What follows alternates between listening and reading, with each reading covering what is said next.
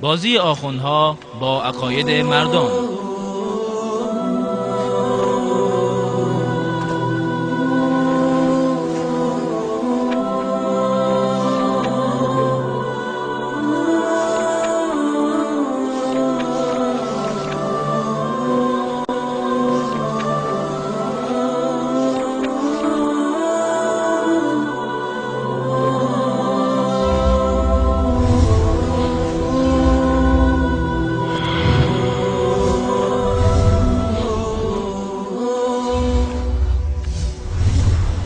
به محضر امام زمان.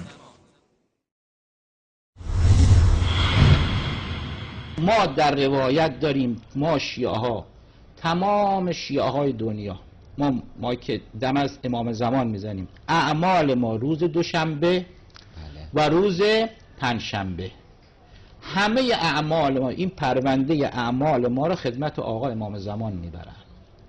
امام زمان سلام الله علیه و عجل الله تعالی فرجه الشریف پرونده اعمال ما رو میبینه.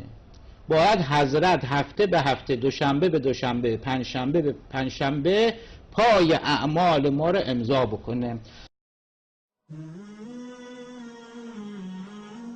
بینندگان محترم، یکی از مفاهیم بزرگ دینی این است که انسان پروردگار را مراقب اعمال و رفتار خیش بداند و این حس ایمانی چنانچه در درون انسان نهادینه شود، انسان از ارتکاب گناه برحذر خواهد ماند. اما این آخوندها با از بین بردن این حس تعظیم الهی و جایگزین کردن آن با مخلوقات تیشه به ریشه این مفهوم اصیل اسلامی میزنند. الله متعال میفرماید: إليه يصعد الكلم الطيب والعمل الصالح يرفعه.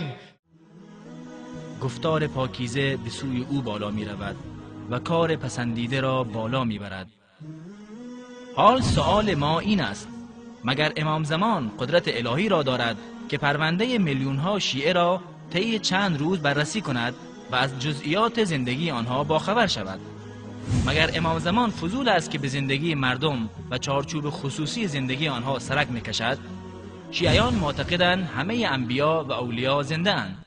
پس آیا تنها این کارنامه اعمال به دست امام زمان میرسد و یا در بین انبیا و ائمه همه دست به دست می شود؟ در این گیتی میلیاردها انسان زندگی می کنند و از هر کدام هزاران کرده سر می زند. همه این کرده ها دست به دست بر انبیا و اولیا عرضه می شود.